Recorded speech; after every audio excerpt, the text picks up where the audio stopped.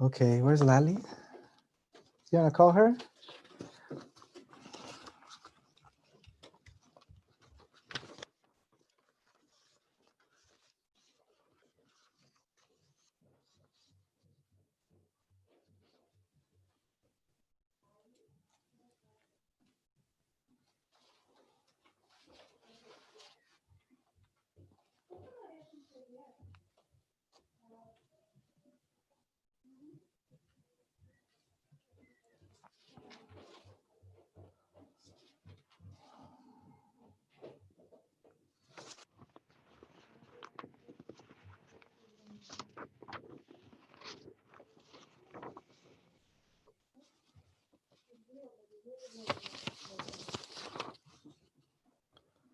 Okay, so people are in already? Oh, that's nice. Thank you so much. Is that ginger? No, Lemon? it's just honey with lemons. All right. Ginger is in the fridge. Should I give? We're already live. No way.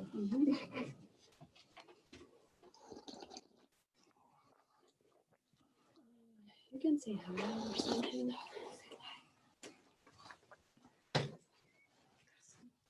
No problem. Yeah, I can cut the video later, no problem. I'll sit here in case kids come. Mm-hmm. Or you want me to sit somewhere? I'm okay. I'm okay. I'm okay. I'm okay.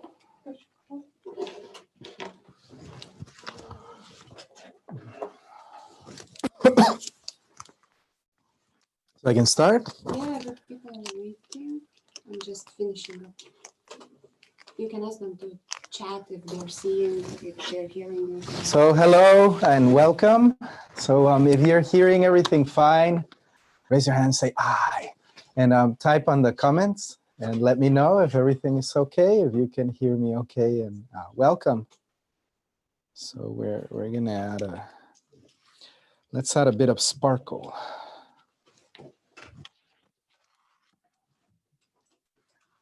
I wonder if you can see that. You can't see it in the video? You can see. You can see.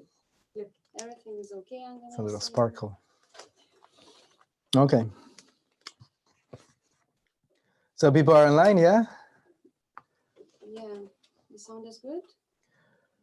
Yeah, if you can tell us if the sound is good, that really helps us. And if the sound is good and the image is good, we can go ahead and start. They're smiling at you. All right. So welcome everybody to your Vedic astrological course.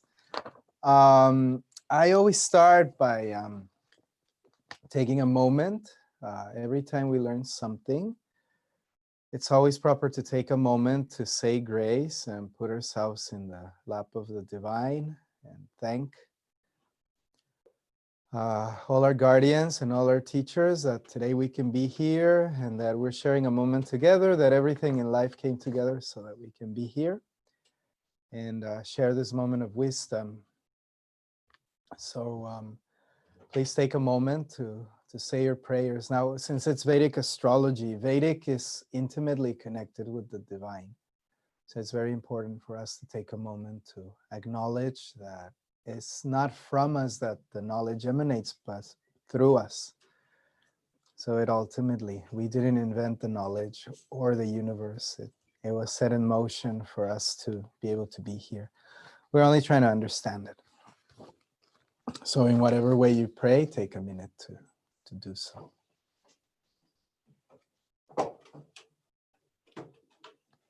Okay. So we're going to start today's class by giving you a brief overview of the workbook that we're going to be acknowledging. So you have a PDF of it. I went ahead and printed it. So for the first class, we're going to be understanding consciousness and how consciousness emanates and how consciousness reaches us here on this plane. So it's numbered. We're going to be using this workbook throughout our experience, throughout our journey. I'm going to be also giving you additional material, but you may want to make a folder in your computer to keep these documents, or you may want to go ahead and print it. So just briefly, I want to say that everything that we're going to be learning is color-coded. So in the color code, you're going to see 4 colors. And these colors are yellow, blue, red, and green. And I have assigned a color to every one of the elements. So the elements are very important because the elements have to do with the signs of the zodiac. They also have to do with the nature of the planets. And they also have to do with the houses. So being color-coded really, really helps to learn this, to understand. So if you know me, you may know that I'm by career, I'm a graphic designer. So I also can't help it. All the way to the bottom of the page, you will see that we continue with symbology, although we're not going to be reviewing this today. It really helps us to understand that, I've made it in a way that you can easily understand it. So just the disclaimer, throughout my years of studying graphic design and astrology, I've put together these guides for you. So you may be free to use all the material. Just I kindly ask you, if you're going to publish, please be kind enough to give me a credit, for the graphic. And you may go ahead and use it. So once we have explained about the color code, it's important to know that, as a graphic reference, it's going to be jumping in everything that we're going to be doing. So when we use the software, even though the software doesn't have it, these things we have to learn by heart. And then finally, we're going to have these very, all the way down to the end of the PDF in page number 4. You have this graphic right here.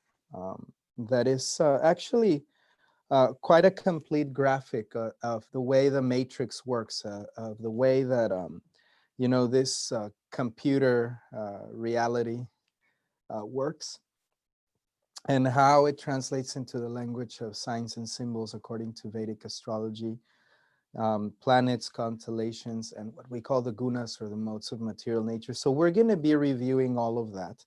As you see, it's again color-coded, and everything is designed for us to understand. But we're going to go back and understand from the very beginning. Now, so I'm going to start by giving an introduction to the word Vedic. And I'm going to be writing some stuff down. I always find it very useful to write stuff down because it allows us to remember later on. What we're going to do is, after I've written these things down, we're going to be putting together a document. We're going to type it for you, and then we're going to put it online so that we may remember the concepts that went on during the class. So I'll do it over here with my team. So one of the first things to understand is the word Vedic. What does that mean? So Vedic means that which is known.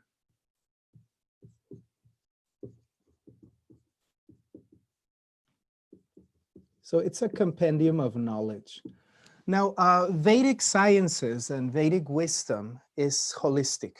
So what does it mean that it's holistic? It means that it's a system that has into account everything from health, social interactions, biology, physiology, medicine, health, well-being, all the areas of human life, organization of the state, organizations of the castes, and spiritual development.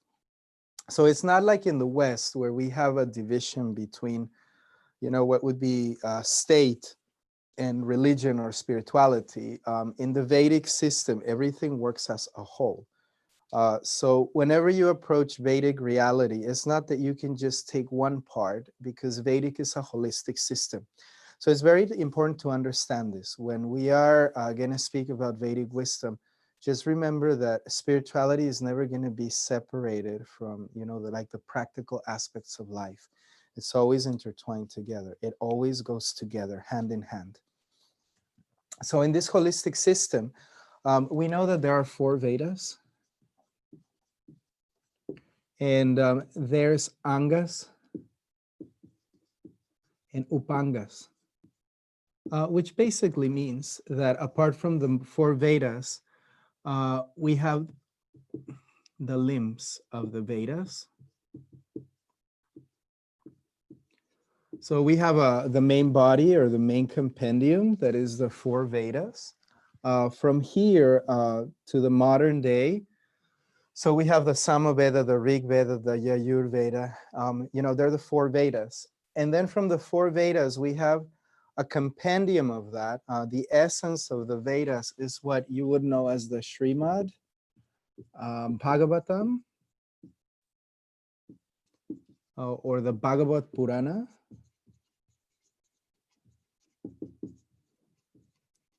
And then apart from the Bhagavad Purana, you have a summary. The Bhagavad Purana is a summary of the four Vedas. And from the summary of the Bhagavatam, you would have something called the Mahabharata, which is a compendium of wisdom for the common people. And then from that, you will have what we know today as the Bhagavad Gita. A lot of the knowledge that I have intertwined with my astrological teachings comes from the Bhagavad Gita in an effort to explain the complete holistic system. So I'm going to be quoting Bhagavad Gita here and there. And there's many, many things that do come from the Bhagavad Gita. So on the limbs of the Vedas that don't come from, this original core Vedas, we have the Vedangas, the Angas, Upangas, and what is called Vedangas. And one of the Vedangas is called Yotish. And this is what concerns us today, the science of Yotish. So Sage Parashar, very important in our journey.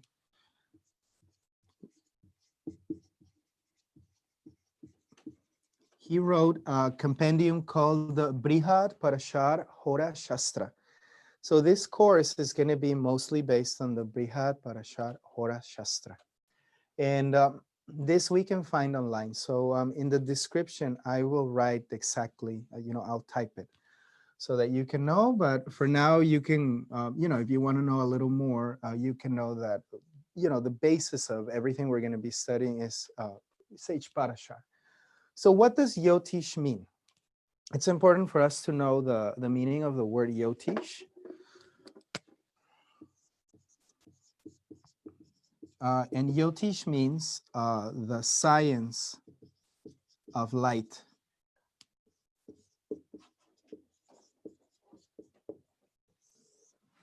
And it is also commonly known as the eye of the Vedas. It's more powerful. Huh? So we have the science of light or the eye of the Vedas. I'm going to quickly go through with the other markers.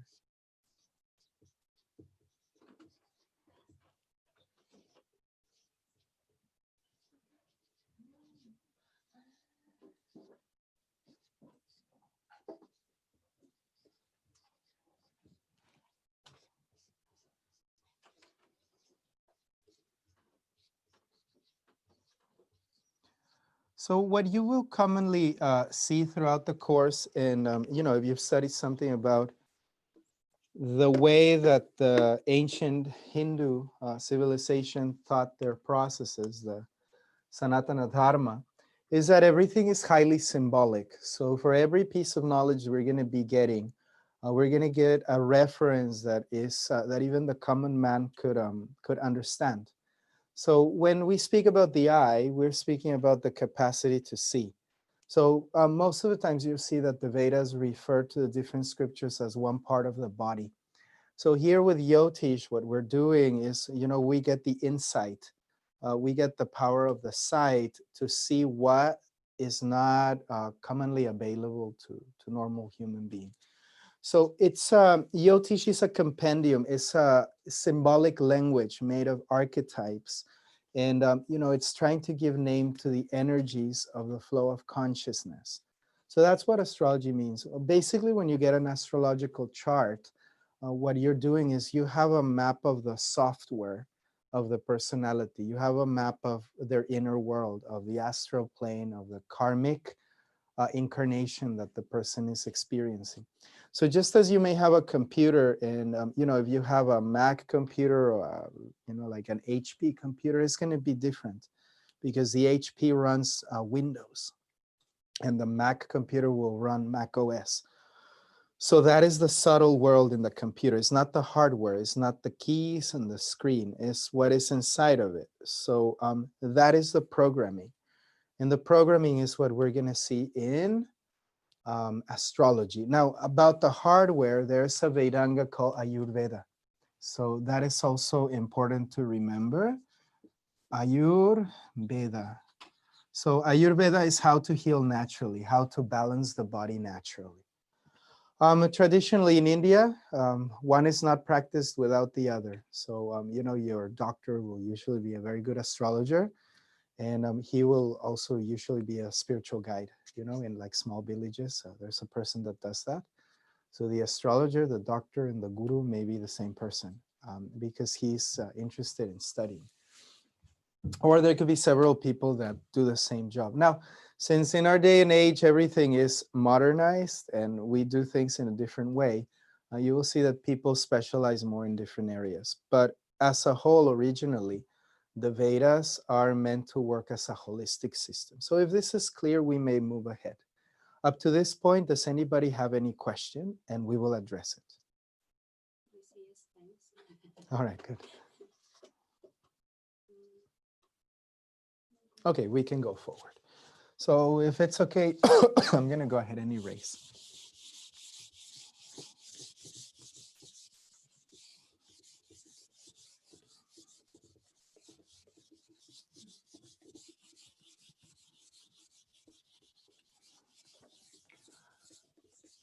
So before we go forward, I always like to, help my students understand that, the job of the astrologer is actually to guide people in their life, to guide them in their understanding of themselves and to guide them in their understanding not of how to run away from the situations that they have created, but to give them a perspective on how to deal with life.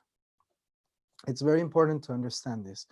What the clients are going to be looking for when they come to you is they're going to be coming for the help to understand that they can deal with whatever issue has come up. Or, there's aspects of their personality that are not well integrated, which means there's still shadows in their consciousness that they don't understand, which is, things that remain unconscious that pop out, and then we have to deal with them. So we call them problems, but actually they're parts of our consciousness that are not integrated. So as an astrologer, if you're planning to practice this professionally, you please remember this, that it's very important to have the knowledge, but it's most important to have the attitude and the wisdom that you're a counselor and you're a guide for people. So people are coming to you, you're a light in their darkness usually. There's other people that come to you as an astrologer and, they're going to come out of curiosity. But mostly people that, that are going to pay you some money to get some guidance is people that are already invested in working on themselves or growing. So it's a big responsibility to guide people because the first thing that you have to do with people is you have to help them feel comfortable in your presence, and they have to, you got to win their trust and their confidence so that they can actually listen to what you're saying. So that itself, the art of counseling is an art in itself. So very important for you to understand, it's not about how much information you may hold inside of your data bank, right? Because otherwise people could Google their astrological chart and get some answer from the computer. Google knows more. Why a human being is important is because you must understand that according to your life path, according to what you have lived in this or other lives, according to your intention, according to your spirit, to your heart, to your warmth, this is also a way to help people and guide them. you know, according to how you can also intuit. So you must use your heart. Very important to know the math, very important to know the signs, the symbols, the significations. So this is the language. But you know, like in any language, it's not just about knowing how to speak, it's about knowing how to communicate and how to convey a message so that the other person can understand you. Remember that you're not talking to yourself. Remember that you're talking to a live, living human being with a learning process. So I remember when I learned, when I started learning astrology, the person that taught me astrology was kind enough to remind me that, you know, one of the most important things if I wanted to learn astrology was to understand that I would have something called sadhana. Now, I must say, I didn't learn astrology from my guru because my guru was already concerned, you know, in teaching me to let go of karmic understanding. This is something I picked up from another person who also guided me into understanding this plane of consciousness. What you're going to see is usually, you know, gurus that are very high up in their spiritual development and very internal. Their level of self-realization is such they're not affected by karma anymore. But as we are within the computer program, we're trying to understand, you know, in what way to play well and in what way to understand what we came to do here, why we're enjoying or suffering, and thus, okay? So what he told me, the person that taught me astrology, what he told me is that it was very important for me to have sadhana, which is spiritual practice.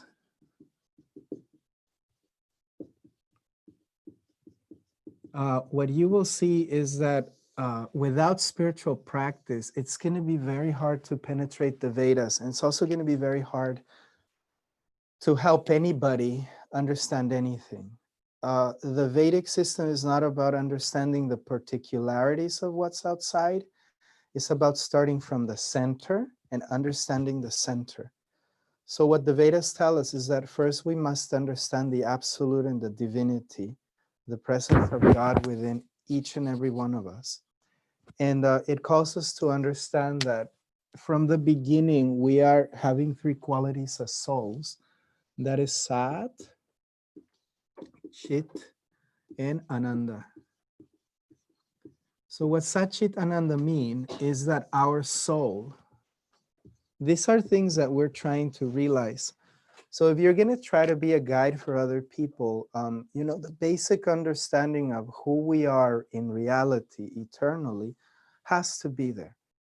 I have noticed that most of the anxiety that our clients bring to us in an everyday consultation is because they actually don't understand that they are not temporary. They don't understand that their situation is temporary and they're caught up in the moment, really. But when you offer them a higher perspective, which is, you know, you always have to remember that your soul's eternal, full of wisdom, with the potency of be aware of anything, and with the potency of eternal spiritual bliss. You know, that changes the perspective tremendously. Because instead of asking yourself, what am I going to do right now with my life? You may ask yourself, well, if I was eternal, what would I do eternally? Now, if we are very limited by the amount of knowledge or wisdom that we may have currently, that doesn't limit us in an absolute perspective, because we know from the Vedas that we are available to get any type of wisdom. We can be aware of any type of reality, even divine reality. So when you go into the Bhagavad Purana, Bhagavad Gita, you know, the awareness of God, the presence of God, it's always possible and always actionable. So then Ananda is a way that you connect with spiritual bliss. So a sadhana is a way, a regulated spiritual practice that helps you to make a relationship with these principles. So what is my relationship with eternity? Sat is eternity. All these charts are going to be given to you, so please don't worry so much. We will put them in the descriptions. Eternity, consciousness. or and then Ananda is bliss. So the Vedas explain that these are the qualities of the soul. So the soul is pure in essence. So the Vedas, especially the Bhagavad Gita, mentions that the soul cannot be burned, destroyed, pulverized, cut. It cannot be extinguished. So it's a spark of eternal consciousness coming directly from the Absolute. So it also explains as the Bhagavad Gita that even though we are not God, we are parts and parcels of God. So we are part of the infinite Absolute, and we share the qualities of the Absolute in, in our true nature. So the relevant question here would be, in what way do I establish a better relationship with eternity? How do I establish a better relationship with awareness or consciousness? How can I have a better, relationship with the principle of Ananda or bliss? So this is what yogis do, or this is what religious practitioners do. This is what spiritual practitioners do. People that practice sadhana, meditation, mantra, yoga, all these activities. What they really help us to do is they help us encounter harmony. Go back to harmony. Harmony is a word that you're going to be hearing me mention a lot, because harmony is essential. Actually, when we talk about health, for example, in Ayurveda, a sickness is a lack of harmony or a lack of balance. If everything is harmonious and balanced in the being, there's no need for that disbalance. So as Westerners, we tend to see sickness as negativity, but it is only a lack of harmony. So that can be in different levels, which we're going to be seeing today, in an emotional level, in a material level, in a spiritual level, in an energetic level, in a mental level. So these disbalances are expressed in what we call yogas, or the relationships that the planets have with the signs and with each other. So that's where we're going to see harmony or disharmony, balance or disbalance, okay? So like a day of good weather, when there's a day where you get like a sunny day and everything is calm and peaceful, not too much wind. But then if there's too much wind and hurricane, disbalance. If there is too much electricity or energy surcharged, then you're going to have a thunderstorm. So every disbalance or every excess is giving you a result. So what we ideally want to understand is how to go back into a perfect balance that will lead us into a state of harmony and a state of bliss.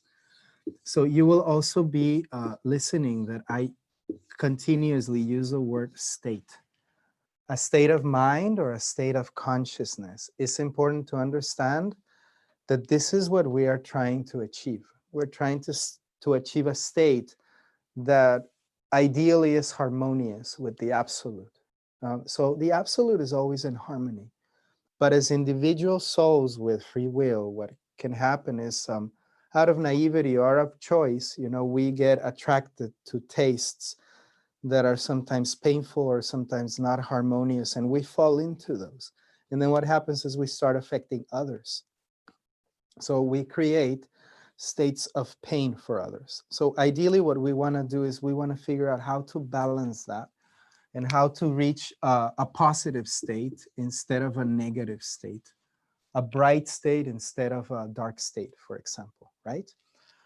And it's all possible in the creation. So anything that you can imagine, anything that you can dream of, anything is possible within the confines of freedom and free will. So it is proper to understand, okay, so what is the harmony of everything that is available, and how do I reach that? How do I balance that so that I can have one thing, a very important word, equanimity.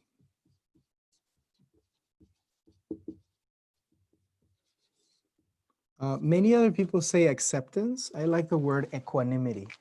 Equanimity means to say, how can I accept the situation that is happening? How can I learn from it? And what type of balance am I trying to create with this situation that I've generated inside of myself? So therefore, it's very important to understand why we are doing Vedic astrology.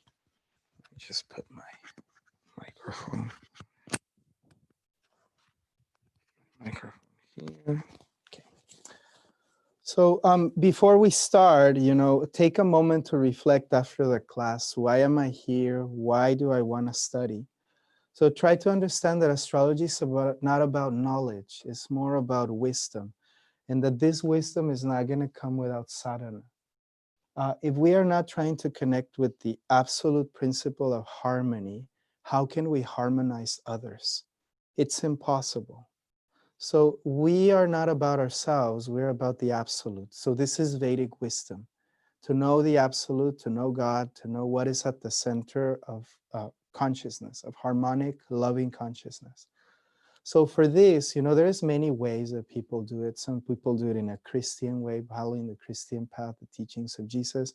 Some people do it by meditation. Some people do it by yoga. Some people do it by, singing or repeating sutras or repeating mantras or by following a spiritual master. Some people do all of the above, right? But the goal of everything is try to connect to the harmonic whole, to that center of ananda, of peace. So the Vedas call that center Bhagavan, or as we know it in the West, God. God is the absolute in his particular form, of consciousness. Then the Vedas tell us that God manifests in his different expressions of purity and bliss. So depending on how he wants to manifest in relationship, different forms, Ram, Nisimha, Krishna, Narayan. So depending, all right? So in any way that you are connecting with God, with the absolute, it's very important to understand that without sadhana, it's going to be very hard for us to understand Vedic astrology. So don't try to understand the parts, try to understand first the essence. So that's the first very important lesson that the Vedas are going to teach us. We need to know why we're trying to connect with this knowledge, with this wisdom. Otherwise, it's the classic tale, Google can, if you Google what is love, Google knows more, but can Google love? He can't. It can't. But as a human being, you can. And you don't need to know everything in order to be able to perform loving service and loving action. So that is more important. That's consciousness, wisdom, and awareness. So as a Vedic astrologer, you're going to be bringing consciousness, wisdom, and awareness into people's lives so that they can understand, that, okay, so this is how you play the game and this is how we balance everything. So ideally, you may benefit from this first lesson. So try to see yourself more as a counselor and as a healer and as a person that brings light into people's lives rather than somebody that is very smart or very knowledgeable. This is actually pretty useless, and Google has already defeated you. The Google will always know more than you. Your computer will always be faster. But where your computer is not always going to be faster is where you remember the teachings of your teachers, where you remember your prayers, where you connect with your intention of helping others, where you are dedicated in your effort to make people's lives better, to add value. So this is what's so important about, being in a human incarnation. So hopefully this lesson is clear. So I would recommend, sadhana-wise, any form of mantra, yoga, meditation, or prayer, okay?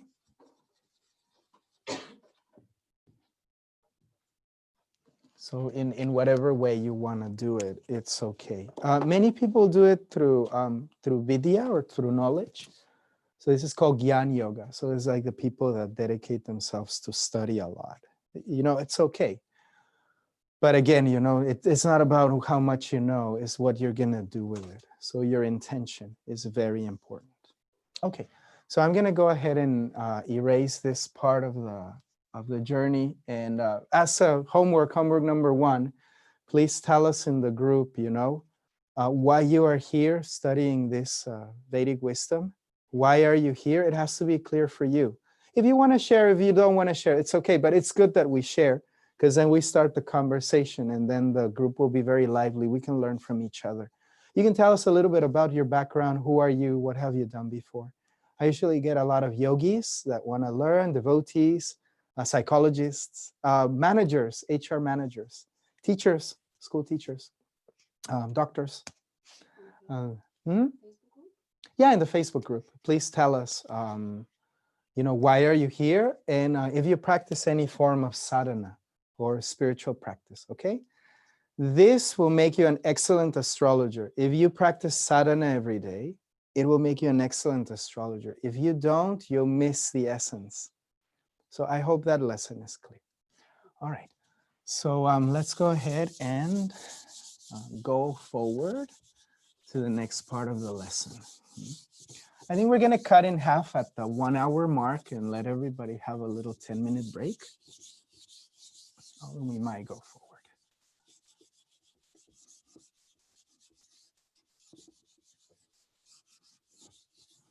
So that's why I chose this logo. It's about knowledge, right? But it's more about essence. So remember that. That's what the Vedas is trying to tell us. And they work together. Good knowledge and good heart, warm heart, and good bright knowledge. This is good recipe. But if we don't practice sadhana, then our heart will be full of shadows or misconceptions or the pain we carry. If we practice sadhana and we constantly connect with the eternal divine principle of love that emanates from God, and we understand that is reality, then we can heal. If ourselves, we don't understand that as a conscious reality, if we're not conscious that God is love, God is harmony, and that is eternal reality, we cannot convey harmony to our clients. And how do we help them? So bringing clarity to our clients means I have realized God is love. I have realized God is omnipotent, omnipresent. The absolute is ever harmonic. If we don't understand that, it's going to be very hard for us to help other people. Okay? So now, to what is concerned. The Bhagavad Gita describes that there is, the subtle world, the gross body and the subtle body. So we're going to start by understanding that and how that is expressed in the chart. So I like green, so I'm going to be writing a lot with green. So it's the gross body.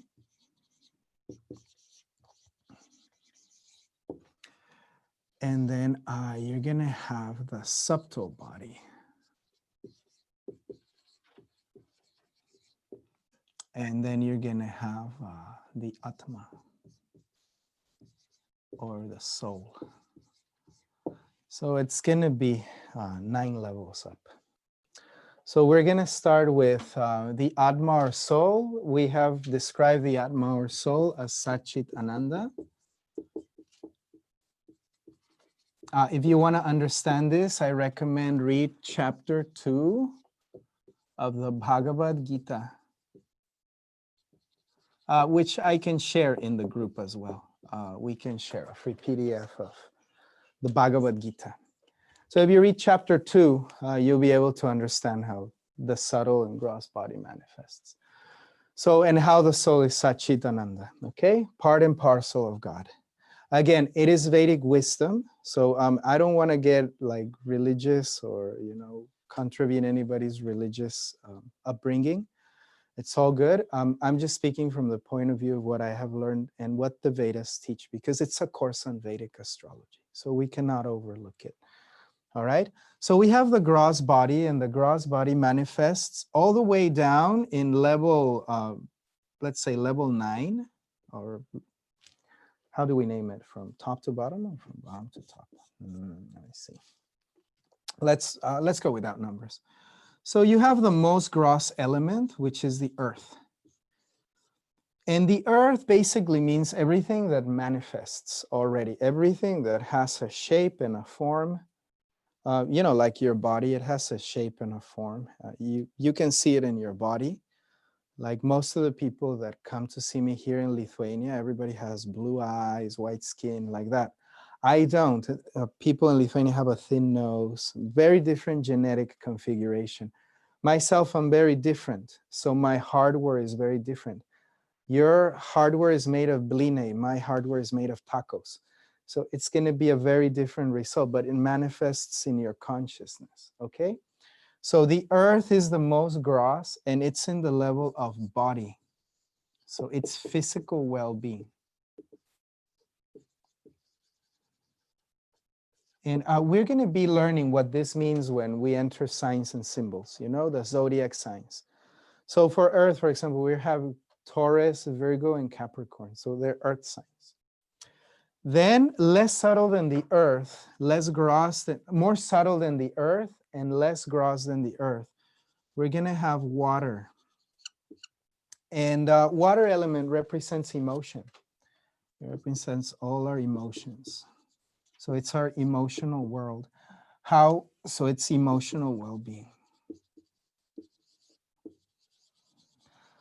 Some people say sensual well-being. Also, some people say that it has to do with our psychology, our psychological well-being, but it remains unconscious. So, you know, it's how you feel about a situation or how you feel about people. So that's the water. You have a physical world, you have an emotional world, where people call it psychological. This will be clear in the chart above, in the next chart that I'm going to be giving. Then we have the fire element, which is your energetic system. Also your willpower. So when you receive a human body, you receive all of that. You receive an energetic system as well. It is made of the sun. It has passion, you know, it's active, it's alive. And the life of the body is actually coming from the soul. But in the energetic plane is made of material elements. So it's made of sun matter, all right? Then we have the air, which is the domain of ideas. So it's your mental body. So you could equate it to the information in the computer. Now here in the middle of the subtle body and the gross body, we have a middle realm called the ether, which is also one of the elements. If you've ever heard of the Akashic records, or you've ever heard of, you can understand a little bit like Wi-Fi. You know, Wi-Fi, we can never see it, but it connects the internet with your computer. And the Wi-Fi is kind of there. If you have good Wi-Fi or a good cell phone tower, you'll be able to connect to the internet. If you don't have a Wi-Fi, it's not possible. So it's a language. So if you've ever heard of collective unconscious or collective consciousness, you will be speaking about the ether. So everything that we think, for example, when you go to Las Vegas, it's a good example to understand the ether. If you've gone to Las Vegas, or maybe you guys are Europeans, so Paris, you know, in Paris, everybody likes to eat well, and everybody likes to dress well, and everybody has a very stylish sense of fashion. And, you know, so Paris is such a city where if you go there, you're going to feel like dressing well and eating well. It's just the way you're going to feel there. It's almost like the information is there, that it's being downloaded to you. And you're going to start getting these ideas because you're floating in an ether. And depending where you go, you know, like if you go to Las Vegas and everybody there is enjoying themselves and this and that. If you go to very spiritual places like Himalayas, Rishikesh, Vrindavan, Jagannath Puri, like this in India, or even like Jerusalem, you know, you will feel something very special because the ether has memory. So it's the collective memory that isn't within the realm of consciousness, within that mandala of consciousness. Many people think that connecting to the ether is called spiritual, but it's not. It's just good Wi-Fi, okay? So being able to see the past lives or the Akashic records is still within the realm of material life. It's not spiritual. Spiritual means that you have gone beyond the computer program, okay? Now, above the ether, we're going to have the mind, what Hindus call the mind. So the mind is superior than your own mental body, because the mind means that within the matrix, you know, there's a code that you can access. So you could almost say that it's like your DNA. You're not very aware of it, but you're programmed of it. And it's subtle, you can't see it. You know, it's information, right?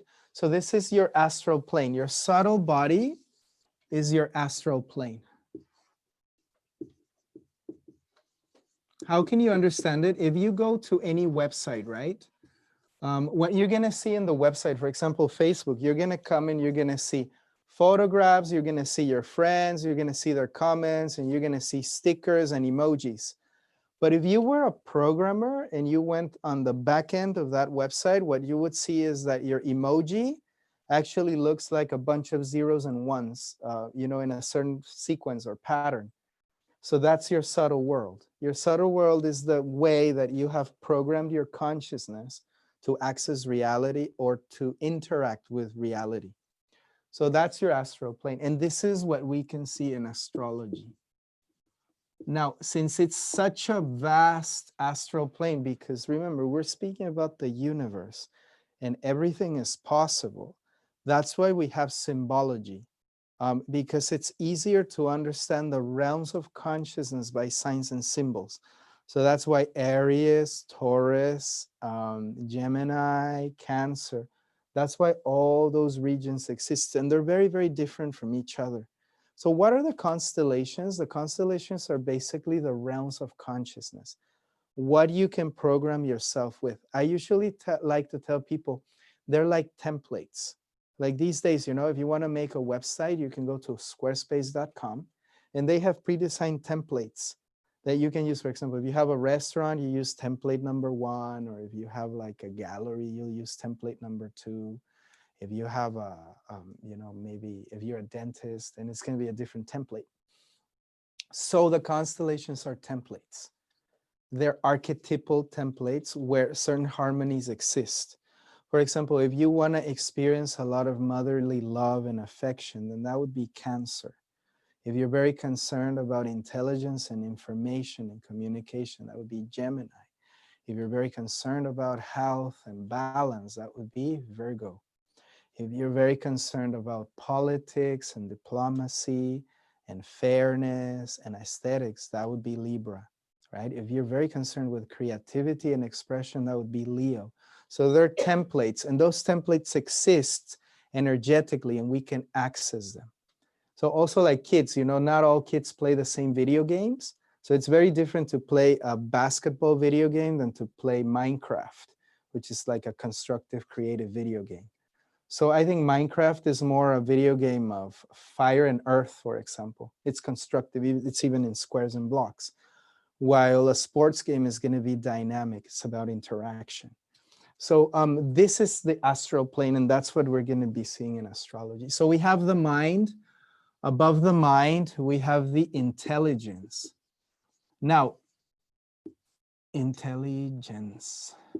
What's intelligence? It's called buddhi. You know, have you ever heard of the Buddha? So it is the capacity that we have. Is very subtle. Intelligence is the capacity to solve a problem, which means how do I get from A to B in the quickest way possible? How, or in other words, from the point of view of the soul, how can I get my desire fulfilled? So we're always trying to figure out in what way can I attract that which I want, right? So that's intelligence. The mind is just the templates. So it's like, I want to eat, you know, I would like to taste a, you know, vegetarian burger. Okay, so now I go to my intelligence. How can I make a burger out of vegetables? You're trying to figure it out. And then what you're going to see, well, okay, there's a menu of maybe jackfruit, chickpeas. You know, there's many ways to make patties, and you're trying to figure out, okay, in what way can I make an eggless cake? For those of you who are, you know, vegetarian or vegan, right? So that's the intelligence. The mind is what's possible. So you visualize first. It's like, is a vegetarian burger possible? Yes, it is, right? But how are you going to make that happen? So it's more subtle. That's the intelligence. So, you know, you may visualize, I want to have a website with my name on it, with some design that tells my clients what I do. All right, you go, you get a template, you choose certain colors. But how you put it together, there's a learning curve. And that's your intelligence, how you're going to access the template And then furthermore, how you're going to manifest it or download it to this reality so other people can see it. So it's like, that's when you publish your photo on Instagram or Facebook, right? Once it's published, it's manifested, right? So it's become not subtle. It exists. It's gross. Other people can touch it. They can see it, right? And the more gross you make it, the more it manifests. So like these days, for example, there's a lot of movies that are put out there that you can just see. Okay, there's a movie, you know, and there's like a toy or something. And then my kids, they want to have that toy. So the toy, it doesn't move, it doesn't talk, right? It's a very gross expression of the character, like Aquaman or Flash or Superman or Batman. So it's very, very gross, but it comes all the way from what somebody's idea that, oh, you know, it's like we must give a value or something. And somebody's idea that by telling the story, we can convey a message, and then they create a character that embodies certain values. And then it manifests in a toy. So that you can understand the difference between the subtle world and the gross world. Then above the intelligence, we have a ahankara. And the Hindus say this is the false ego. I like to call it the temporary ego, by ego identity, right? So like if you ask Robert Downey Jr., are you Iron Man? Robert Downey Jr. tell you, yeah, I'm Iron Man. It's like, really? Or are you Robert Downey Jr.? So actors play characters, right? And the character is not the artist. He's not the performer. So if you watched any movie, you know, you could ask yourself, you know, what is the temporary identity of that actor? You know, many actors act different roles. Like, for example, I can say Keanu Reeves, he was Neo. But is Keanu Reeves really Neo? So it's the same with us. Our soul chooses a character to play out in this life. For example, myself, I chose to play out the character of a Vedic astrologer. And with my intelligence, I've been trying to get that desire fulfilled for a while now. And now through my mind, I've accessed some knowledge, and then I've put it together in these papers. And now I'm teaching, I'm having fun. It's a good experience. I'm enjoying this experience. And thank you guys for letting me, you know, play this role for you. So it's my duty, it's my dharma. This is the character I chose. Some other people, they choose to be parents, father, mother, but this is a temporary character. It's like a character in a movie. So what we really are is we are our Atma, our soul, which is pure and eternal. So this is where the Vedas tell us that actually when you come into the human body form, you have lived millions upon millions of characters and lives. And what we're trying to understand is like, why did I do this to myself? With my eternity, with my capacity of awareness, it's like, why am I not, you know, in a place where there is no suffering? Why am I experiencing suffering in this realm? Which is what your clients are going to ask you, by the way. It's like, why am I suffering? Why don't I understand life? People usually come to astrology for 3 reasons. It's like they want to get married, they want to have money, or they're suffering. It's usually they're suffering, or they don't understand what's going on and they want to plan for a better life. Why? Because we're so identified with our ahankar, or our temporary character, that we take it as a whole. We take it as a definitely. It's the YOLO, you only live once, not according to the Vedas. According to the Vedas, there's no YOLO. It's lifetime after lifetime after lifetime until you don't incarnate again, then you live forever. Forever. So this gives you a perspective of the wide spectrum of knowledge and peace the Vedas can give you, and actually the peace that you can give your clients when they come to see you, because you will actually be able to do that. You'll be able to, you know, address their questions in time and space, which basically is going to be, these are called the dashas, which is the people are going to come to you and say, okay, what did I do with myself? You know, what character did I write for myself? It's like, okay, you're playing Batman in this life, or you're playing Iron Man in this life. Very different, right? I use superheroes because everybody knows them. It's easy to understand. I like superheroes because they're colorful. Batman is black, Iron Man is red, Captain America is blue, right? So they're all different. So it's like they're gonna ask you, okay, so what character am I playing in this lifetime? It was like, okay, you're Batman in this life. So it's like you're gonna be lonely and maybe a little traumatized, and you're gonna be strong and serious, like that. So that is a color in the character, but it's just a hankar. It is false ego. So the false character, the temporary character, is co-written by you according to what you did in a past life. So how do you write a character? A set of beliefs, which is a very important word. You know, there is, here's where you have a worldview and beliefs. Belief is a very important word because belief comes at the core of why we write a character. We write this character because we believe that we're going to be happy by doing what the character does. So we model. And this is why we are entering archetypal consciousness. So if you're sitting home wondering, who am I? Is like, well, who would you like to be? Because it's possible, right? Now, how do you use the language of the universe in order to manifest that? Well, ideally, I think everybody would like to be happy. You know, many people say, I would like to be a doctor, or I would like to be an architect. Yeah, but why? Because you believe that by doing that activity, you're going to reach a state of happiness, right?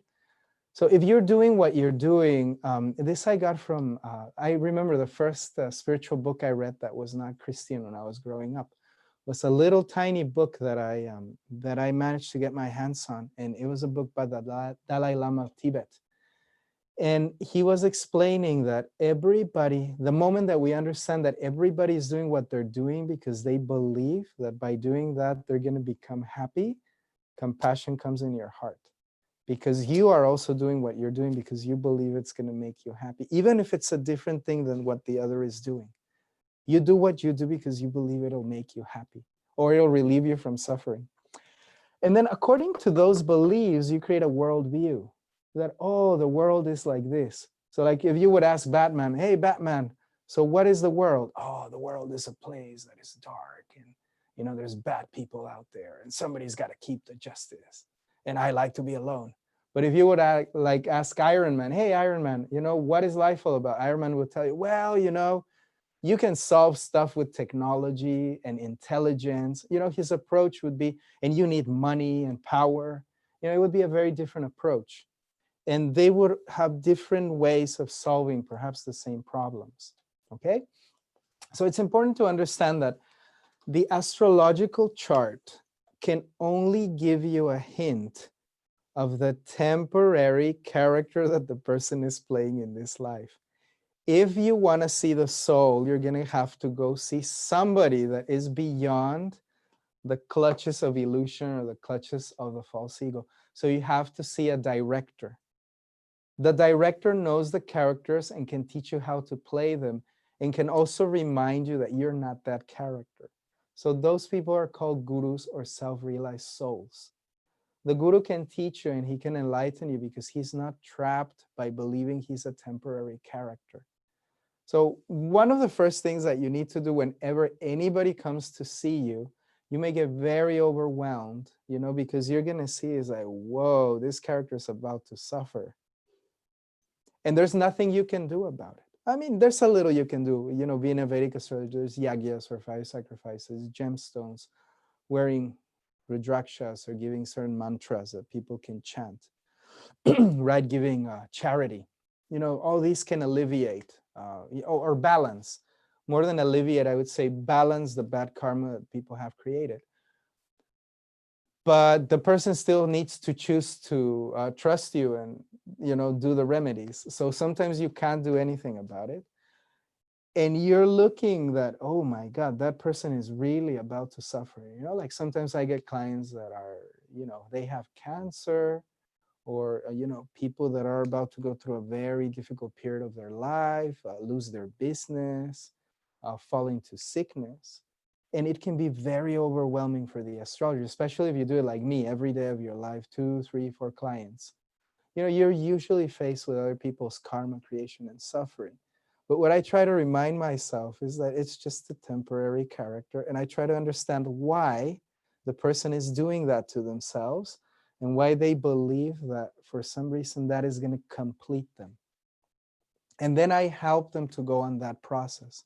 I cannot stop them from going on the journey, but I can empower them to understand why they took the journey and, in what way they can solve the riddle, that escapes their consciousness, because they don't have the language. So what you will find is that most of the time, 80% of the time, the people that come to see you already know the answer to their question, but they need confirmation because they don't trust the voice of their heart. People know deep in their heart what's going on and why are they here, why they chose this type of experience, okay? So above ahankar, there is the atma, and a very important word. The key word right here is desire. And then we're going to explain in the next, I'm going to write desire. So the soul is pure and the soul has potency, eternity, and the soul has potency of awareness. So it's like I ask you the question, why would the soul choose to suffer? Why would the soul do that to itself? Right? Because there's desire. And the desire can be to enjoy, and in order to enjoy, to exploit, which is I have a desire to enjoy something, and in order to make that desire come true, I'm going to create a character because I believe that that's going to make me happy because I desire it, and I believe that truly, and I'm going to use the power of my intelligence to use this beautiful creation of God in order to manifest, a body that will allow me to enjoy that desire. And here's where you start understanding why the tiger is not a bee, and why the bee is not a frog, and why the frog is not a fish, why the fish is not an elephant, because they have different desires. Those souls that are incarnated in animal bodies, they have very different desires.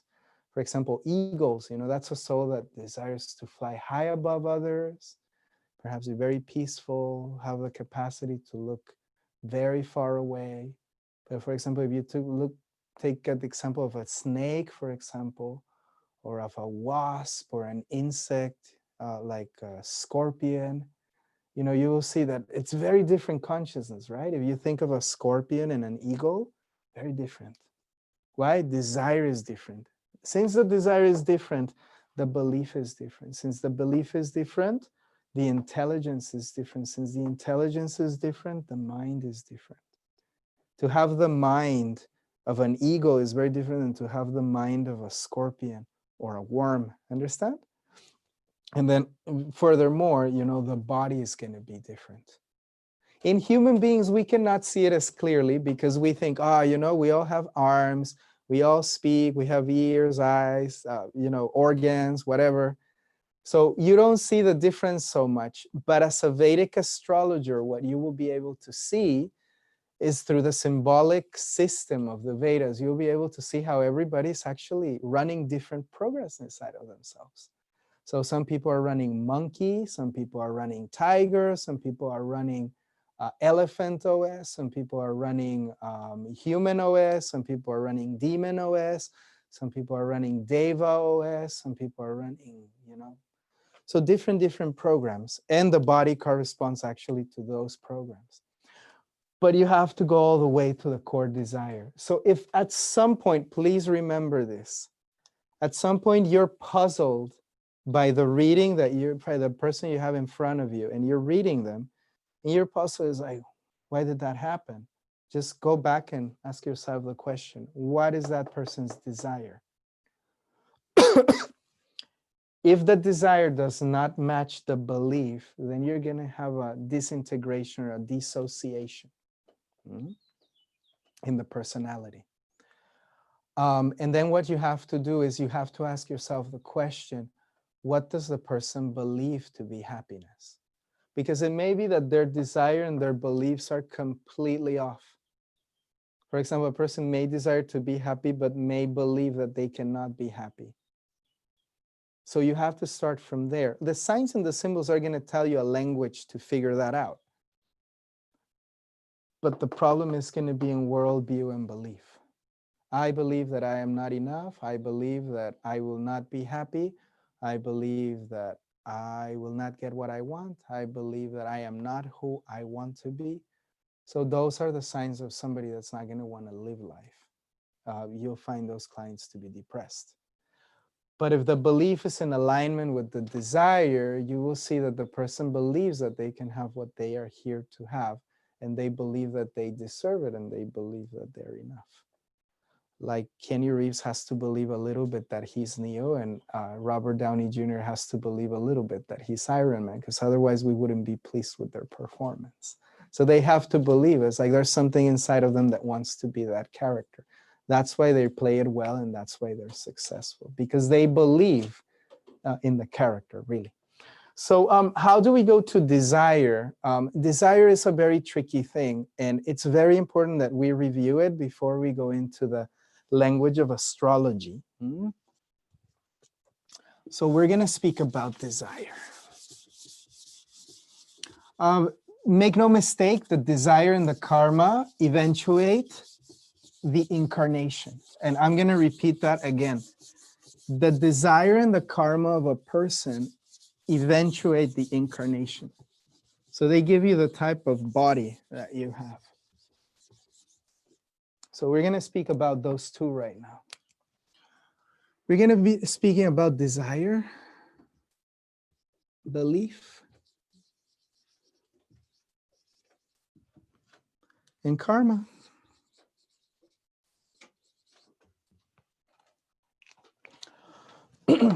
So karma, what is the word karma? Karma is purely material, and it's your balance, as in bank balance. It's, we could say your karmic balance is your energetic balance. So if you've done a lot of good, you're going to have good karma. If you've done a lot of bad, you're going to have bad karma. If you've done a lot of good, you're going to have good credit. If you've done a lot of bad, you're going to have bad credit. You're going to own. So it's like a credit card. If you've taken a lot of credit, you'll be in debt, and interests are going to eat you. There's a planet that is in charge of charging you for your karma. It's called Saturn. Come forward. How does karma work? There's 3 pools of karma. They all have their names in Hindi, but let's just leave it at this. Remember, there's 3 pools of karma. 1, 2, 3. There is the general karma, which is huge. It's immense. General karma is immense. It has to do with what you've done for millions of lifetimes. So one of the things you have to realize as a Vedic astrologer is a person, it's impossible that they'll live out the entirety of their karma in one incarnation. So the chart that you're going to be seeing, it's just a blink in the lifetime of the universe. In Western consciousness, we think a very big deal about the present incarnation. The Vedas know it's just a station. We're passing by, we're learning something, we're having an experience, and we're discharging and off to the next movie until actually we don't incarnate again, right? So we have the general karma. Then we have the karma that we live in one life, okay?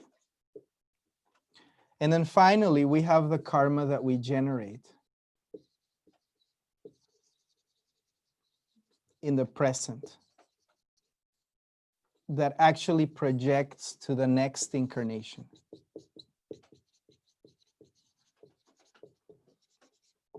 So let's understand these well. Again, one by one, and if you don't understand, it's okay to ask questions, okay? Because these points, I know many people want to get into the planets, Jupiter, Venus, and all of that, and signs and symbols. But if we don't understand the principles of Vedic astrology, it's going to be very hard for us to enter deeper, because it's complex. So the general karma, is like we will be able to see in the person's chart if the person has credit or not. Usually the person is harmonic. they have credit, they have some kind of balance in their houses, in their planets, we can see they've done a lot of good. For example, there's a lot of people that don't have to work in this lifetime. They already come with wealth and property. They don't have to have a job and everything just comes to them. Like there's some kids that get a PlayStation and there's kids that get a ball and there's kids that get no PlayStation, no ball. And, that's karma. Why? Because there's a pool of karma, what they have done in a past life. Some people have material wealth. Some people have emotional wealth. Some people have spiritual wealth. Some people have energetic or skill wealth. Some people have talent. And some people are intelligent. Okay? Then the karma that you're meant to live for one lifetime. So that is what you're going to see in the astrological chart. In the here and now for one life, what the person did and how much they took out of their general bank balance to live in this tiny little ephemeral life that we're living currently right now. And what is the goal of that? So that's going to be the second pool of karma. And then the karma we generate, which is what did you do with the opportunity that was given?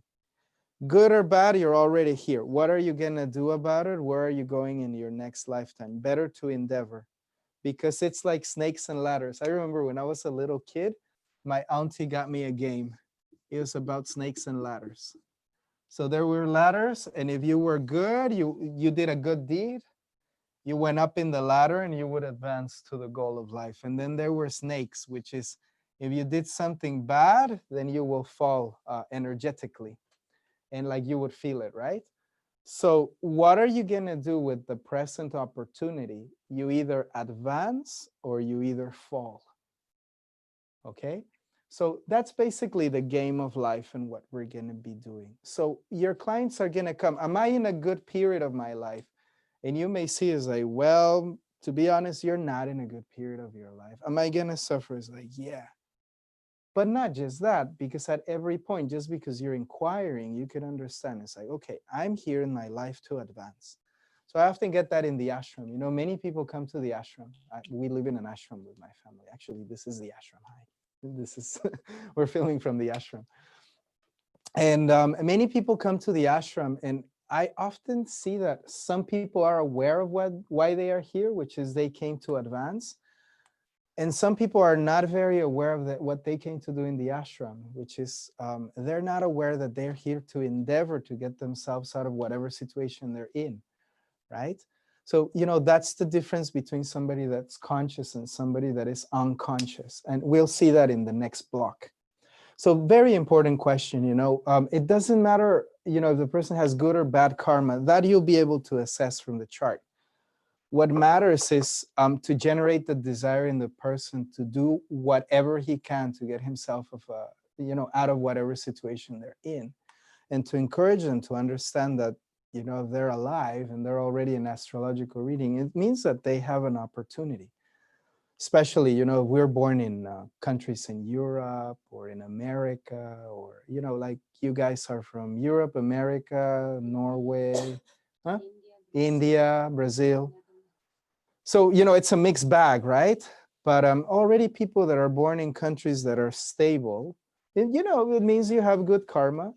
So you may not have the full perspective of what to do with your life, but at least you have some degree of knowledge of where you would like to go next. Now, how do you know where is it that you're going next? Because it can be very overwhelming. By a state of consciousness, by a state of mind. You have to visualize how you want to feel in your next life. Even if you don't know how to get there, constantly think about that state. So for example, I remember that my guru would tell me, repeat this mantra and just meditate on Krishna. I say, and that's it? I say, yeah, sir, meditate, repeat this mantra. You'll get there. So constantly remember his form, constantly remember the way he looks like, remember his attributes, remember his ornaments. Just meditate, like visualize. And you'll eventually end up generating that state. Is it possible? Yeah, I think with Buddhists, it's a little more clear. you know, because you always see Buddha and Buddha is sitting down. He's like, you know, like very peaceful, very shanti, meditating. It's like, oh yeah, I would like to be like the Buddha, peaceful. It's like, and the form of the Buddha tells you that there's a state of peace. So there's also a state of bliss, there's a state of happiness, there's a state of eternal youth, and we can achieve it. Now, the main question here is, what are you doing in order to achieve that state? You know, where are you going? So that's where we speak about belief and desire. So belief is basically what the person has concocted that happiness is. What gives happiness? So many people call it purpose, many people call it duty, many people call it dharma. But I have come to the conclusion that what everybody's looking for is happiness, even God. God wants to be happy forever. So happiness and love, in whatever way we believe that love exists or that happiness can be attained, you know, we go for that. And we're trying to bring it into our lifetime. So it's in our belief system, according to our experience or what we have had in past lifetimes. So if we want our beliefs to change, right, which is you see a person that is very disbalanced in whatever they've been doing, is because their beliefs are limited to models that are not harmonic. So there is disharmonious models.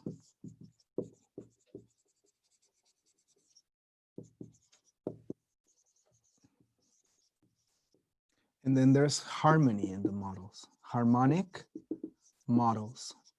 So for example, a harmonic model is Dharma, which we're going to be reviewing in the Dharma code. Dharma is a harmonic model. All religions have the tendency to put forward a harmonic model. Every constitution in every country proposes a harmonic model. So for example, the United States of America proposes a model based on freedom. The Dharmic people of India, they propose a model based on 4 principles: kindness, truth, effort, and purity, right? So how we go about living our lives and how we generate balance, harmony, and happiness, you know, is going to give us an improvement in our karma and balance or a decrease in it. So it's very important to understand, is like, what am I doing with my life and where am I going? Even if the situation presently may not be the best, or if your situation is very good, you must never lose track of what core belief is running you. It's like, what gives happiness? It's like, why am I practicing what I'm practicing?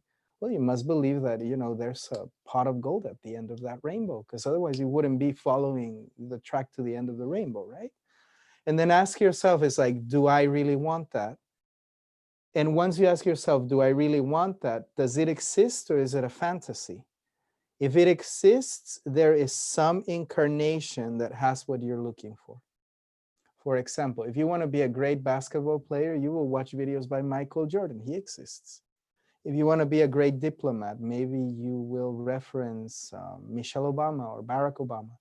If you want to be somebody that is very kind and very peaceful, maybe Dalai Lama.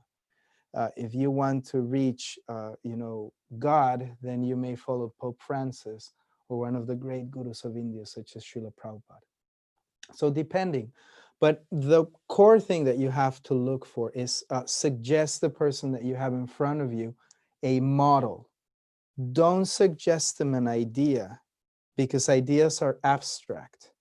Living people are not abstract. That is why the presence of a guru is so important, because the guru or the spiritual guide embodies the state that the aspirant is trying to figure out. They may believe that that gives them happiness, but they've never seen it, so it remains abstract. So like I usually give the example here in Lithuania, you know, when I go and, you know, there's a Mexican restaurant, come and eat tacos. It's like Lithuanians have no idea what tacos taste like. Like really, they don't. So they give you a semblance of a taco, but they don't know. So like if you want tacos, you ask a Mexican. So in the same way, if you want spiritual reality, if you want spiritual taste, if you want any type of desire that you may want to fulfill by your belief, you have to find a model. So as an astrologer, what you have to give people is a reference of a person that is alive that may guide them in the fulfillment of what they're believing, okay? So there is three types of belief. We'll see there are three types of consciousness that we're going to enter the gunas. The gunas are the modes of material nature.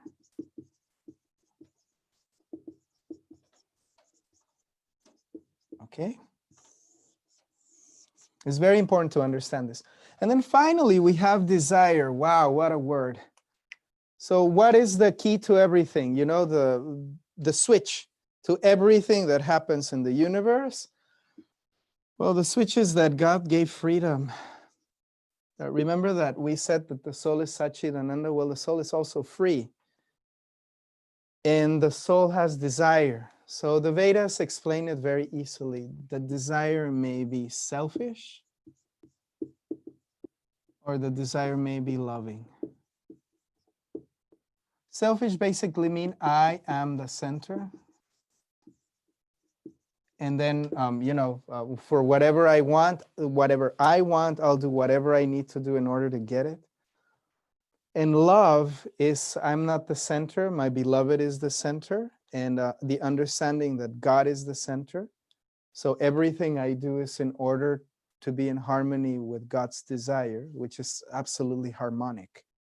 So those who follow this model with their eternity in consciousness, they go to a place without suffering. Those who follow selfishness go to a place of unending desire. Why? Because desire, right?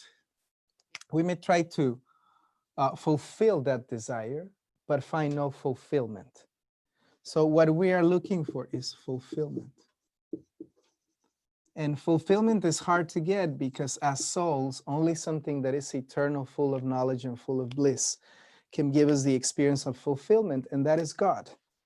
Until we're not in touch with divine reality, it's going to be very hard for us to find fulfillment in temporary things, in temporary circumstances. Anyhow, since here and now we are playing this video game called how Kali Yuga Material Reality, we're going to try to understand what type of desires the personalities are trying to fulfill. But, as a note, it doesn't matter how much you see that your clients are suffering, always maintain a higher perspective and understanding that actually everything's okay. They're eternal and they'll get a next chance and a next chance after that. So the best that we can do for our clients is propose to them a harmonic model that they can follow. Now, you cannot force anybody to follow anything. So don't be attached to the advice you give. Number one liberator from headache of an astrologer, the moment the client is out, let him go. You've done your job, and remember that they have a choice. They can either choose to listen to you or not. They can choose to work on themselves or not. If they choose to follow your advice because you'll have a good perspective on what's going on, you'll see that they'll go from a plane of desperation, depression, or being lost or overwhelmed emotionally. You'll see that they'll generate a state where they realize they can do stuff and they can actually fulfill their desires. They'll come back. And it's like, yeah, you really helped me, what's next? And it's like, well, the road is long, But remember, you have to start from the beginning. Now, if the person has no desire whatsoever to get themselves out of the hole they're in, what are you going to do? Is it your responsibility? No, because it's not your freedom. Your responsibility is to give the right inspiration, the right motivation, the right knowledge. But is it in your free will to force anybody to do anything? No, you cannot do that. People have to learn to take responsibility for themselves.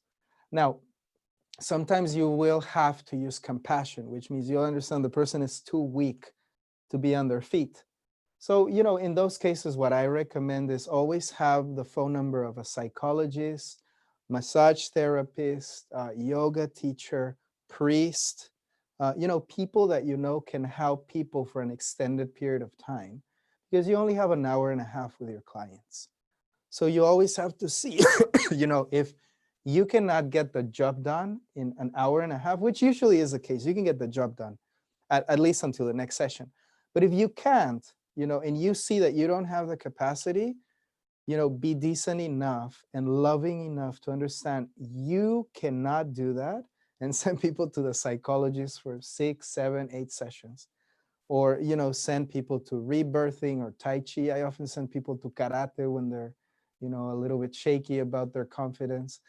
Whatever you may learn that helps people develop those qualities they need or they're lacking. People are hungry. So you got to send them to a place where they can learn that, right? But before you even suggest that, you have to realize, well, does the person have desire or not? Because if the person has no desire, right? Like you may say, I always tell people, like, why would you go to church if you don't believe in Jesus? Like, first ask yourself if you believe in Jesus, then go to church. Or in the same way with the Vedas. If you're here to follow Bhagavan, if you want to know who Krishna is and want to go play with him, okay, then go through the process. Or for yogis, if you want to achieve the state that Shiva is in, okay, put yourself through the process of yoga. For basketball players, if you want to achieve, what Kobe Bryant or Michael Jordan are doing, okay, so put yourself through the process of going through the MBA, because it's an experience. But first ask your client, and ask yourself as an astrologer, does this person really want it? Otherwise, do yourself a favor, don't waste your energy and let the person be free, okay? So very important to understand desire. You're gonna get a lot of people when you're an astrologer that are very involved in material life, and you have the right to respect their choice. So many people are coming to you to ask you for money, for business advice. Many people come for health advice, marital advice, which means they're having problems in their marriage, for compatibilities. Many people are coming very confused. Many people are coming for spirituality. So this is where it gets interesting. When people are coming for spirituality, which is, you're going to be standing at the crossroads of their life. What I find that an astrologer is, especially I find myself being in the crossroad of life. It's like when Gandalf appears in the Shire and he tells Bilbo Baggins he must go on a quest. You're that person. Or like when in the Matrix, Neo meets Morpheus, right? You're that person that tells people of the special world, that there's a world beyond the world they know. And you have to ask yourself, what is their desire? The signs and the symbols will give you an indication, where is the desire of the person located and how the person is going to fulfill it or try to fulfill it. Are they going to have enough credit? Are they going to have trouble trying to fulfill that desire? Are they going to be utterly frustrated? Why is the person confident? Why is the person depressed? Why is the person delusional? Why is the person in whatever state they're in when they come to you?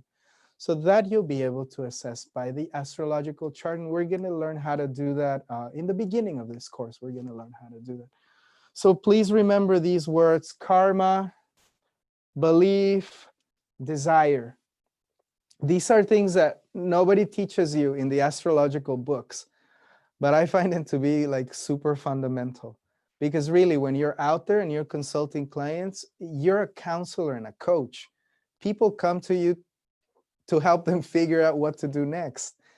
And if you just give them a lecture in signs and symbols without giving them a map so that they can actually be encouraged to be able to live their challenge, you have failed miserably as an astrologer. People come to you because they want to know that they can do this, no matter how hard it gets.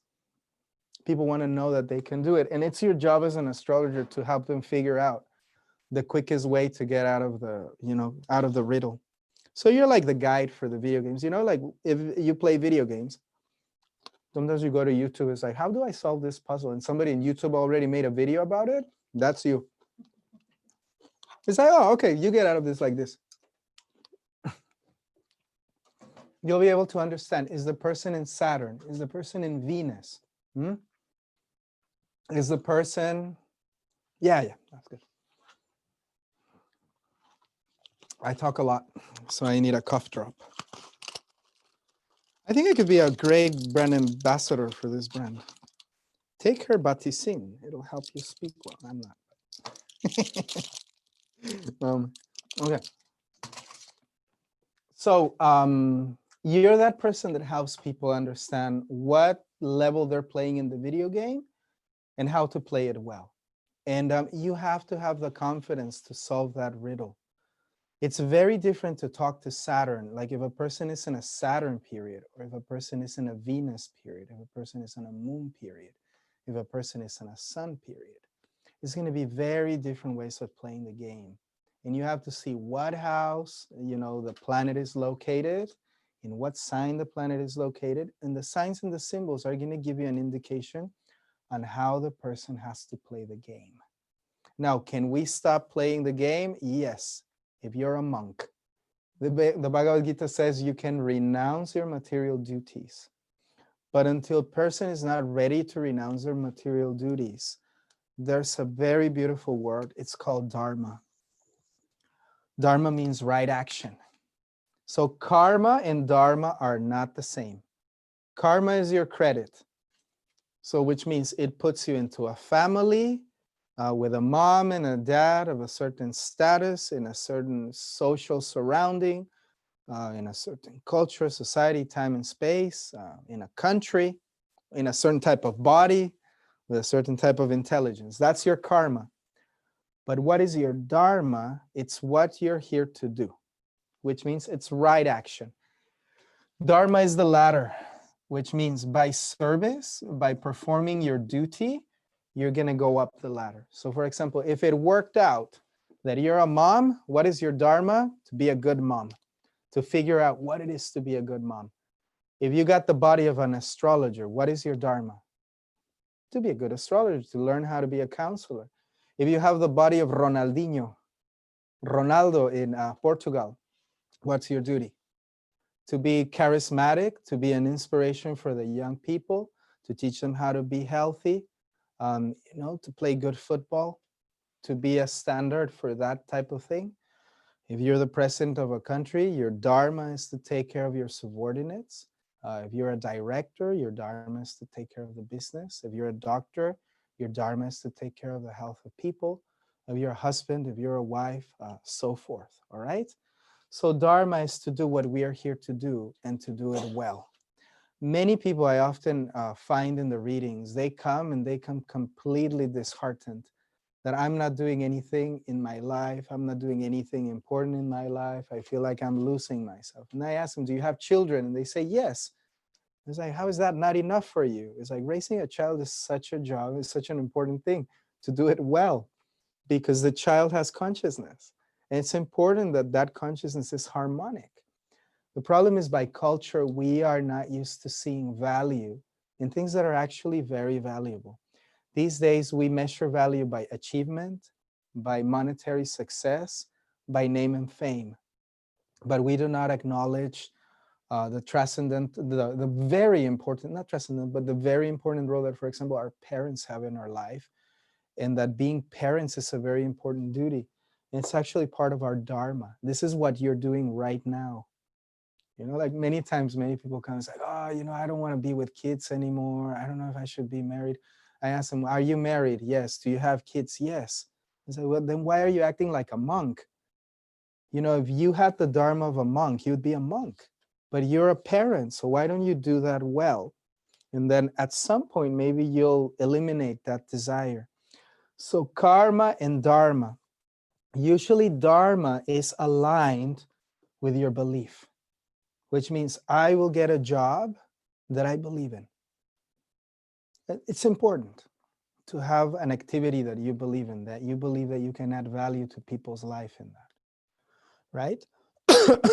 So for example, I know a lady, she's a doctor, a medical doctor by career, but these days she practices rebirthing. So I tell her, try to see yourself as a healer, not as a doctor.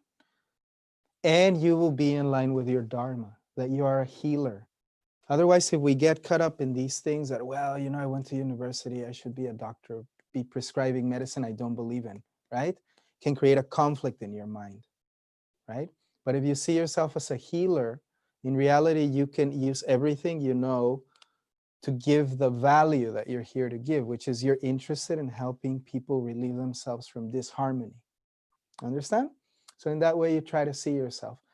And life changes according to the periods. So it is not that, you know, the people are always going to be in one career or in one job. You know, children do grow up. Sometimes some people will do a one job for one day, and then they'll do another job in another day, and then do another job in another day, because they're fully involved in many activities, right?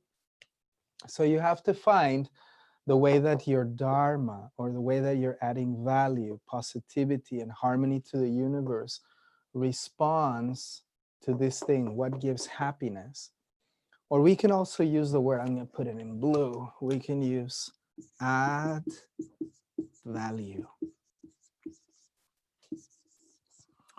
If you're adding value with your service, then you're performing your dharma. So what is dharma? The dharma of the bee is to make honey and smell a lot of flowers, and then make honey and smell a lot of flowers. That's the dharma of the bee. The dharma of the frog is to eat a lot of mosquitoes and chill out in the swamp. The dharma of the tiger is to hunt. The dharma of the doctor is to heal. The dharma of the teacher is to teach. The dharma of the servant is to serve. The dharma of the trader is to sell and buy and make a profit.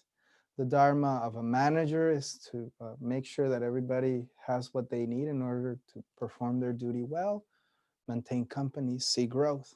So everybody has a different dharma. The dharma of a mommy, to make sure the emotional world of a child grows up healthy.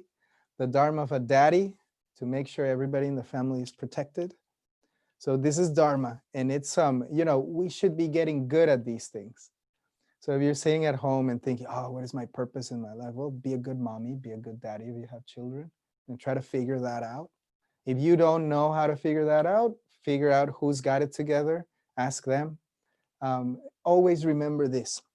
The quickest way to solve the riddle is a positive model. Don't speak abstracts. Give the person a point of reference as somebody that is already incarnated, that already has what you're looking for. It's the quickest way to solve a client's query. It's like, so how do I become a great cook? Well, maybe you want to watch Jamie Oliver, for example, right? It's like, oh, I want to be a speaker on TV. It's like, maybe you want to watch Oprah Winfrey.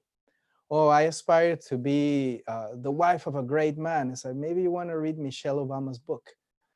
You know, you have to put reference, direct reference to somebody that has already got it, a model. Understand? And then very quickly you can solve the person's riddle, because they'll understand. It's like, okay, I'm trying to be like that. And then the person can go and learn from those people, right? In order to fulfill their dharma, which is basically what we do when we go to school. It's not like we go to medicine school and, you know, somebody that doesn't know medicine teaches us, right? If you're going to be practicing surgery, you're going to be with a surgeon that already has performed surgery. And it's not only the knowledge of how to cut the body, is the, you know, the demeanor, which means, you know, how they approach it, how they keep themselves calm, you know, how they study, and what way they conduct their life. It's easier to, you know, be with a live human being, which actually it's the traditional Vedic system. You know, in the ancient times, according to what family you came in, you would learn the trade of your father. So like if your father would be a miner, you'd be a miner. And if he would be a gardener, you'd be a gardener. If you'd be a teacher, you'd be a teacher. Priest, you'd be a priest. Why? Because you could learn from your dad, or you can learn from your dad's guru. So those are the lineages. These days, not so much. But anyhow, the principle applies that please refer people to the model, okay? Okay, so enough of this. So up to here, do we have any question? It'd be nice to have questions before we go to the next part of the journey. Yes, I have 2 questions. Okay, good. I'm listening. Please give us your name. My name is Angana. Hi, Angana. I remember you. How are you doing? Fine, thank you. Hello. Please go ahead. So the first question concerning desire. Mhm. So does I understand correctly that desire is the most subtle element in this gross body and subtle body model? Yes. And can I say that it is the most permanent? It is not the most permanent. It is subtle. You must understand that desire is super subtle. It's a core. Yes, it's at the core of the soul. But it may be very variable, and it also may be conscious or unconscious. Most of the time what I see with clients is that their desires are very unconscious. And that's why they do all sorts of things that lead them in all sorts of paths that are not in alignment with what they really want, which is to be happy. It has to do with not having the right guidance. But yes, it is the most subtle, and most of the time it does remain at the core of the consciousness. Yes, you are right. And you said But that it's not permanent. And you said that we can see it in the chat. Yes. Yes, we can. We can see it in the chart. Depending on the more gross elements, yes or no? Yeah, we can. Actually, you will be able to see it by the placement of the sun and the moon. By the placement of the sun, you will be able to see what is the conscious desire of the person in the incarnation. By the placement of the moon, you will be able to see how the person wants to feel in the present incarnation. And that is directly related to desire. So it's a mix of those two flavors of personality. You know, what the person wants to experience consciously and how they want to feel about it. So it's still in the subtle body, yeah? Yes. Or beyond it? Not beyond it. It is at the core of the subtle body. It's what generates the subtle body. And where is the chit in this model? Above. It is above. But you can say the chit in the astrological chart, the chit is represented by the sun, which is the particle of awareness. Traditional Vedic astrology says that the sun represents the Atma in the chart.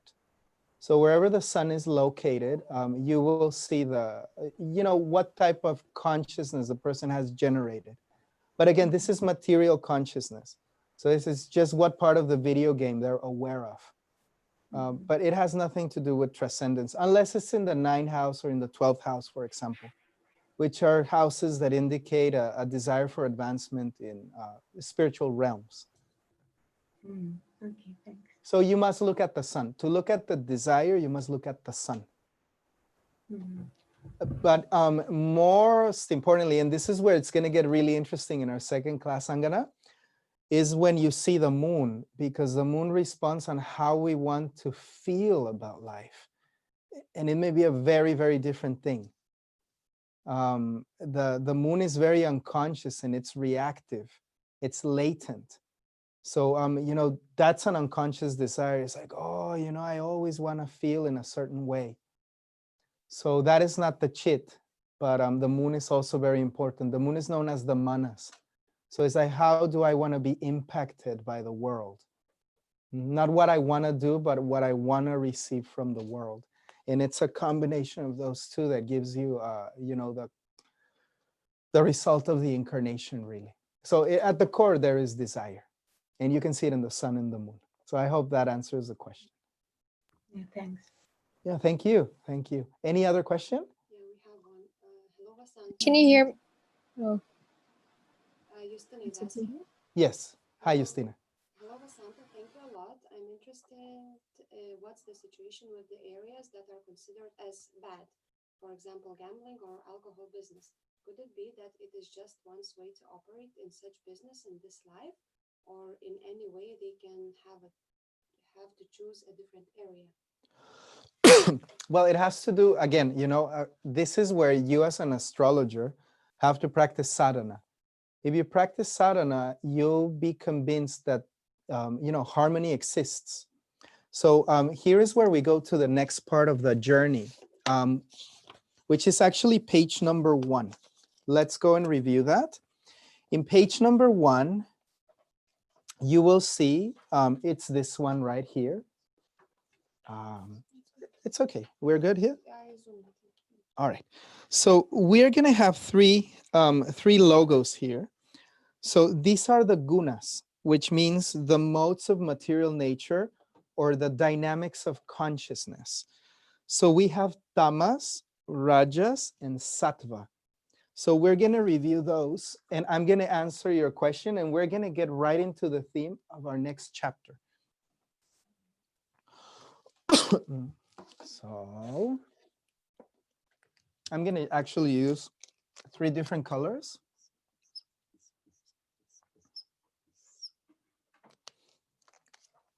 Is Angana's question answered completely, or does she have more inquiry? I have to think about it. Yeah, okay. Maybe, So you can come back to me when you've thought about it, okay? Yeah, okay, thank you.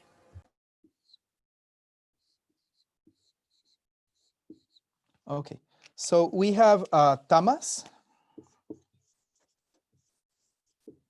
rajas, and sattva. Sattva is goodness. Rajas is passion. Tamas is ignorance. Okay, so in regards to your question, yes, in the astrological chart, you're often going to find that people, due to their worldview and core beliefs and the way that they have attained pleasure in a past life or some form of success, right? People that drink or people that sell alcohol is because they believe there's an element of pleasure associated to alcohol. So they either drink it or sell it. The pleasure can come from making money out of it, from making people enjoy themselves, from believing that it's actually giving enjoyment.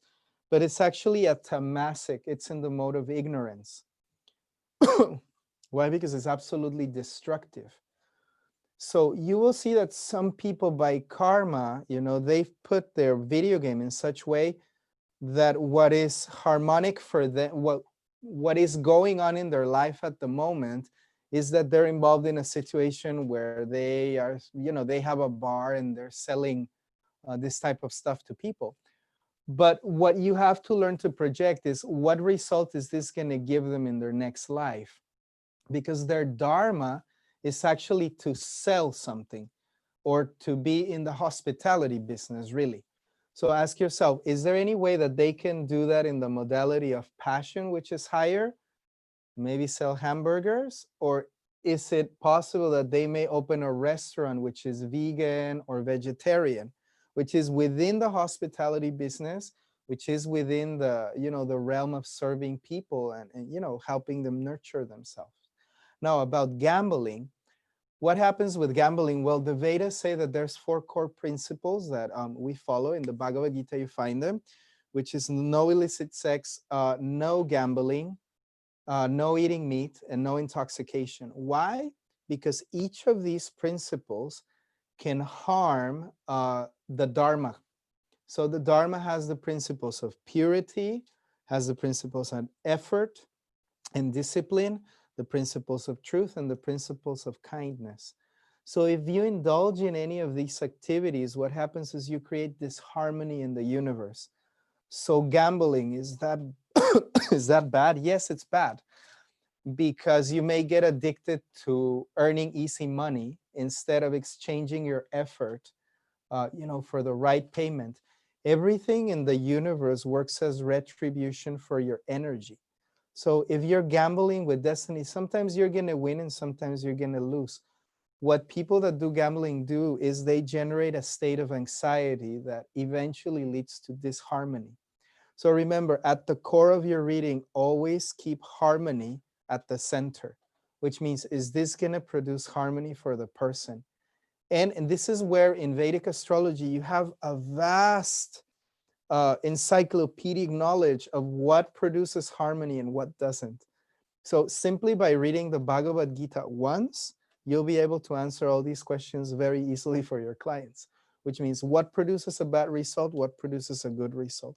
So in your question, if you find somebody that is involved in gambling or has a gambling business, perhaps you want to persuade them, instead of that, why don't you open a restaurant? Or instead of that, why don't you open a game shop? Or instead of that, why don't you do it in a way that is not tamasic or rajasic? Why don't you do it in the mode of goodness? Okay. Now, if anybody, like the owners of casinos, they own casinos and some people consume that product. But just ask yourself, how much karma are they generating? And is that karma going to come and bite them in their next life? Of course.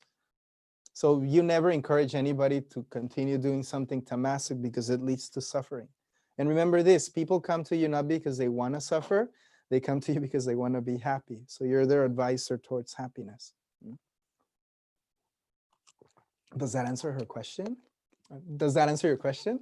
I'm still getting used to the system because I've never given class in front of a camera. Is she there? Beautiful, thank you. Okay, all right. So does anybody have any other question? Hi, Paul, can you hear me? Mm-hmm. Vasanta Prabhu Dandavats. Hare Krishna. Hare Krishna. Yeah, I wanted to understand a little bit more about the difference between the mental body and the mind. Yes. So your mind is more subtle than your mental body. The mental body is already, when it comes, for example, to language. For example, if you were born in America, right, and you speak natively English, and then you go to India and you get in touch with Sanskrit. But it's not so much the Sanskrit that is worthy, it's who wrote that Sanskrit. So like, for example, when we read the songs of our acharyas, that is coming from their mind, but it's not your mind. And it's not written in English. So it's much more subtle because it's full of transcendental emotion. So you are perceiving it through the mind, but it's not from your mind. What you get as a basic package, right, is a set of ideas that maybe this is who I am, this is my country, but that is already very, very gross. If you want to go to the more subtle layers, like we're speaking about subtle language, and before it even becomes language, the ideas and the concoctions before it's downloaded into a form in language. So like if you're a musician, you'll be able to understand this very well. Sometimes you perceive something that you want to express, and what you will do is you'll use your guitar or some music to download it in a form that other people can perceive. So that would be equivalent to the mind, using notes and transmitting that. But what precedes that, the idea that you get or the vision that you may get, you're in touch with something that is real and that is not just you. It is beyond you. So that's the manas, that's the mind.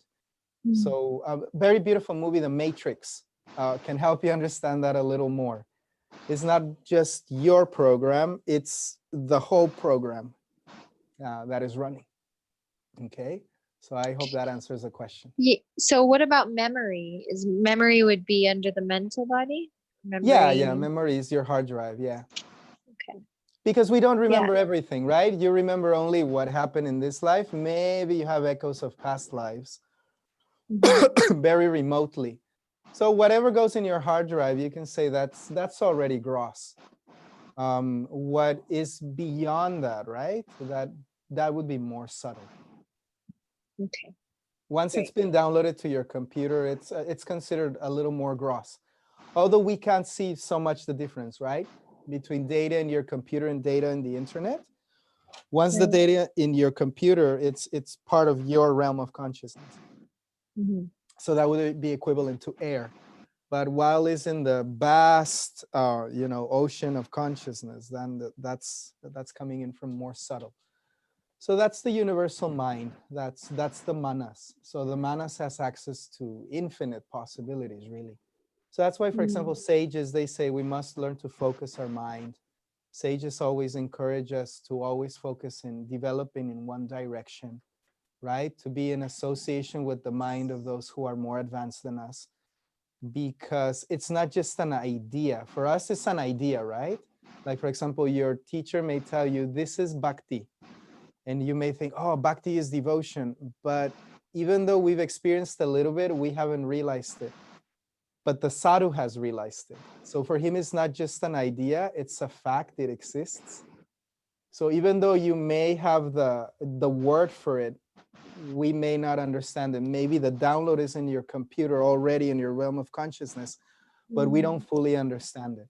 So the more that it becomes subtle, the more that it's understood. And it goes super, super, super, super subtle. Like our Gurudev, he used to say, you know, bhakti is like super subtle essence. So the more you get into super subtle essence, you know, the more obvious it is for those who have focused on that, and the less obvious it is for us. I hope that helps. Yes, thank you. You're welcome. 10 minutes. Okay, so I have 10 minutes, and we're going to be reviewing now this map of consciousness. And then next class, we're going to pick up how that translates into harmony with Dharma, which is Dharma is super important because Dharma is our key to keeping harmony in the video game. If we do not follow Dharma, we break harmony even in the material world, and everybody suffers. If we follow Dharma, we keep harmony always. Well, in the, you know, within the realm of possibility. So Dharma is very important. Be a good player. So what is Dharma? FIFA has a word for it. Fair play. Understand? So if you follow Dharma, you're playing fair. So no tackling, no kicking. So what is our Dharma? But before we go into that, it's very important that we go to page number 1 and we understand this dynamic of consciousness. So how does consciousness work? There is feminine and there is masculine in the universe, in the manifested universe and also in the spiritual universe. So there's the energetic and then there's the energy that emanates from that. And how that manifests in our map of human consciousness, please have your PDF with you, page number 1. Gaurakanti Dasi has made for us this wonderful chart. She put it together for us. So what you're going to see here is the polarity of positive, and then you're going to see all the chakras right there, from the root chakra all the way up to the crown chakra, and how that consciousness manifests from, very important to understand this, conscious and unconscious. Now here, I want to say that it has nothing to do with like feminism and stuff like that. It's just the universe works energetically. I'm not saying that all women are unconscious and that all women are negative. Please, let's understand this. We're speaking about the energetic manifestation of consciousness in the universe, all right? There's many men that are not very conscious. And there's many women that are more conscious than many men, okay? I just want to put it out there because that's something that I get a lot. So there is consciousness and there's unconsciousness. The day and the night tell us this story. When there is day, it is easier to see where we're going. When there is night, it's harder to see. The night has its wonders, and so does the day, but they are very different. So the sun is always on, and the moon varies according to the day of the month. So it's a very different dynamic. The moon reflects the sun. It does not give away its own light. The sun is always hot and emanating energy. So we can see in this dynamic of consciousness that on top here, we have the realm of our conscious self. So in astrology, that is called the sun. It is Surya. So wherever the sun is placed in the chart, that is the area of life that is evident for the person, which means the person has done this in a past life, and that is their conscious desire. This is what they came to do. So for example, if you have your sun in the 7th house, the house of marriage, you came to this incarnation to marry somebody you really love. If your sun is in the 12th house, the house of spirituality, Your core desire is to be involved in your spiritual advancement.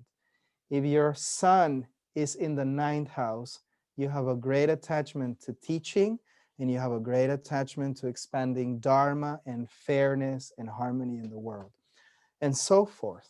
Okay? So that is the conscious part of yourself, and it's usually considered to be yang. So yang is male. Whatever is bright and obvious, that is male. Whatever is dark and mysterious and not straightforward and crooked, dark, then that is the moon. So like if you heard, Krishna is black, he's dark. Because he comes in the dynasty of the moon, and he's very crooked, he's bent in 3 places. There's a truth to that in Vedic astrology as well. You can see that Lord Ram, he represents the sun, the glory of the sun, and he's very straightforward. Everything about Ram is doing things right and consciously. Everything in Krishna is everything that pertains the emotion and the feeling. Remember how I told you, the sun is what we know that we want, but the moon is what we want to feel like, what we want to experience emotionally, spiritually. So that remains unconscious. It precedes consciousness because we've never had it before. So it's like a desire that is latent and has to be fulfilled. Understand? So we get that from our mom. Yes? This is a very good question. If the sun and the moon are in the same sign, in the same house, it means the person is very focused in that house, and the person is very focused on that sign. So they want to integrate very deeply in this life, that realm of consciousness. So that we will see like in more advanced. But how do we simplify it? The first thing that you have to ask, when you see a chart is, where's the sun? Where's the moon? Where is the conscious desire? Where is the unconscious desire? The emotional desire, right? The desire of the mind. What remains a mystery in this person's life? Moon speaks about a mystery. Is what the person wonders about, what the person romanticizes about, what the person dreams about as a desire, how the person reacts to life, the worldview of a person. But usually it's reactive. The mind is, the moon is reactive, and the sun is active, which means the sun is, I know that this is right, I know that this is good, I will act in this way. The moon is mysterious, which means I wonder, I would like to feel. It's like, why is that like that? So it's not very conscious, you're wondering, but it's mysterious and attractive and alluring. And it doesn't make sense, it's not logical, it's like poetry. It's not the law, it's poetry. It has a flow and a sensuality to it. It's the moon, okay? So then we have male and female. On one polarity, on the right hand, we have male. On the left hand, we have female. Again, this is not feminist or any way. So when you choose conscious plus male, you get wind. When you get unconscious plus male, you get fire, which is an impulse to act, an impulse to do. You don't think about it, you do it. Like today, I was telling one of the ladies here in the ashram, don't think, do. Because otherwise you may get caught up in your ideas. Go and do it. Stop playing ping pong in your mind. Then you have the moon, this little moon right here, that's water. So you have air, fire, then you have water. And water is conscious female. A conscious female is your emotions. And then you have unconscious female, which is earth. Earth is protective. So it's your need for safety and security. All earth signs are unconsciously female oriented, which means all earth signs are oriented to protect, to be safe, to be long lasting, to structurize. Conscious female is meant to give comfort, emotional well-being, emotional grace, faith, comfort, nurturing. Unconscious male, act, do, show power, establish energy, show people how skillful you are. Conscious male, trying to make sense of reality. Why is this like this? Okay? So that's the beauty of the elements. And this is the dynamic of consciousness. So the more tamasic the person comes, the more that they will be reacting to life. The more conscious the person is, the more he will be acting in life. So remember this, reacting or acting. Now, in Vedic astrology, what is the first planet you look at? The moon. What dominates the chart in Vedic astrology? The moon. What is the most important planet in Vedic astrology? The sun. It is. But remember, they're the luminaries, so ideally they need to learn to work together. You need to integrate those two. So most of the job that we're making as children, you know, when we're growing up, when we're being adolescents, we're trying to integrate our parents, which is my dad is the 3D manifestation of my consciousness that tells me that I can do stuff that I want to do. And my mom is my 3D manifestation of how I really feel about life. Right? And sometimes our dad and our mom are very different, and it's like, how do I integrate that? It's like, how do I do that? Well, just remember that the moon reflects the sun and that the sun is always active. So it's how you reflect what you get from the world that will give you your character. This is why if you go through a process of meditation, yoga, mantra chanting, spiritual process, you'll end up in reflection. If you reflect on everything you're receiving, you'll be able to digest and you'll be able to give back. Otherwise, if you don't reflect, the only thing you're going to be doing is reacting subjectively to everything that happens. So this is the key thing to understand. If you want to give peace to your clients, just remind them that they have the capacity to reflect. Beyond reacting, they can reflect, which means, do I really want to react like that? Or could I do it in a different way? The core question is, how do I want to feel? If I do this, will I feel well? How do I want to feel in this relationship? How do I want to feel? What can I do to feel better? Right? Because the moon is reactive. So the moon is going to reflect any type of impulse that comes to it. That's why our emotions get broken. That's why we feel bad sometimes. Like somebody says something, it's like, oh, that didn't feel so good. But you're reacting. You're not reflecting. It's like, is that really what the person meant?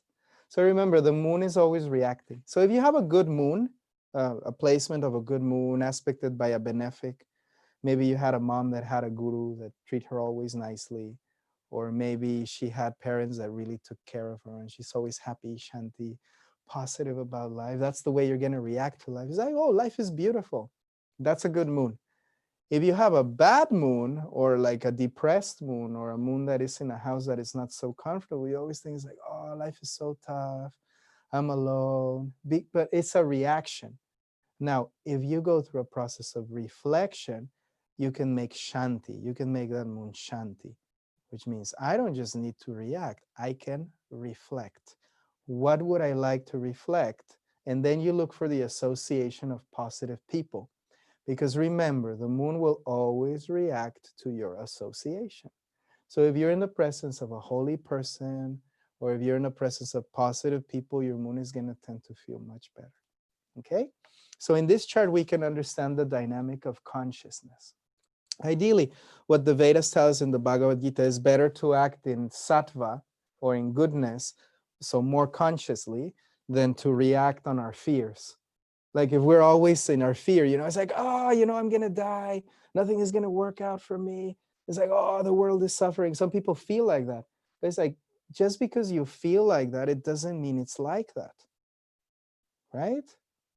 It's like, but I feel like this, I feel like crying. It's like, okay, but really? It's like, that's what's going on? or can you reflect? Why is that going on? And how can you have a better experience? So this is something that is called psychology. You always have to understand this dynamic. With the sun, there is not so much problem unless you have a problem of over authority, or somebody that is always want to be powerful and show other people that he's intelligent, smart, or strong. I know that 5 minutes, okay? I will just finish this because it's important. So with the sun, you know, people that are overly confident, they tend to be very selfish, that they don't think about others. It's like, it's just me and my power. So those are sun problems. So just remember and remind your clients that anything that you have according to Dharma is to have fair play and to add value. Don't destroy, add value. So that's the mantra for a good sun. Okay? It's like, yeah, okay, you're powerful. Are you adding value?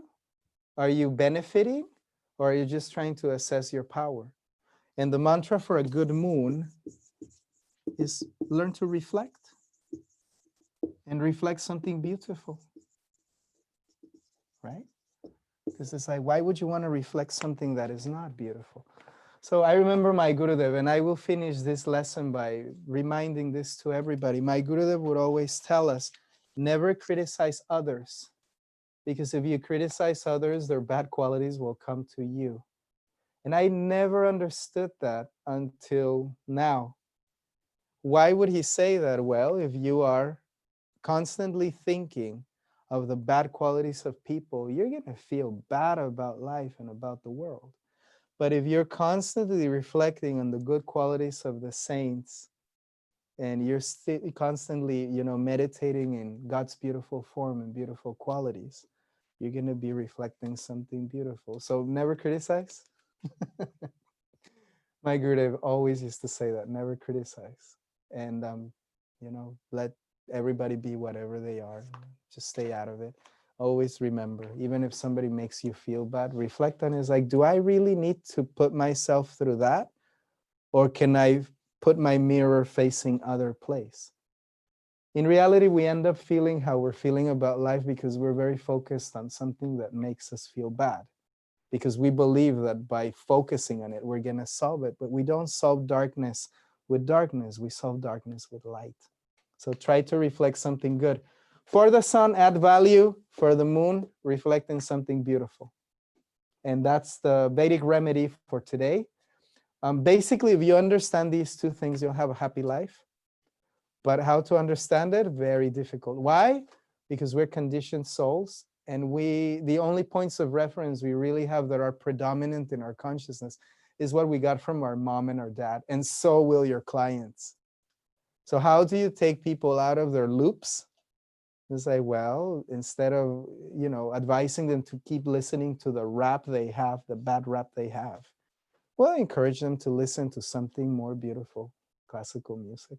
So have a reference for your clients of something positive and beautiful and active and healthy and harmonic. And I think you'll do okay. So again, next class, we're going to review Dharma, which means we're going to be reviewing further from these two advices. How do we do with the elements? How do we balance the elements? So here is where, as an astrologer, you become a bit of a wizard, because the only magic wand you're going to have to turn that frog into a prince is the power of your words. And it's easy because if you understand how to create harmony in the elements, you'll be able to give the right advice to people. So the magic wand of the elements is called Dharma, because you'll be able to understand, you know, why is a person disbalanced and how can we help them reflect in what is going to balance them. And so we're going to be reviewing, and we're going to go into the world of colors. So we're going to go over here next class and review the Dharma code. And then after the Dharma code, we're going to start getting into the signs of the zodiac and the planets. So I hope you found it interesting, and I hope that you understand that if you're here already learning this, is because your desire is to help others understand themselves. It's a very beautiful job. Sometimes it's tough, but don't try to see yourself as an intelligent person. Try to see yourself as a wise person But more than that, try to see yourself as a kind person that has the intention to add value in the way of helping people understand themselves and to help them reflect in how beautiful their opportunity is. I hope that helps. And if anybody has any question, let's go ahead and answer it. Loved it. Thank you. Awesome. I'm shining right now. Love for Margaret. Narotam das. My pranam to all. Thank you for being here, and thank you for being interested in helping others. It's a beautiful job, and I pray to my Gurudev, to the Supreme Lord, that all of you that are listening, may this wisdom come into your heart, and may the light of this consciousness may come into your heart so that you may be able to help others. It's very beautiful. That's why we're here, because we want to help others be happier and also be aware of what is beautiful. Okay, so I'll leave Thank it you. at that. Yeah, pranam. Thank you all. Now we'll say goodbye for now. And see you next class.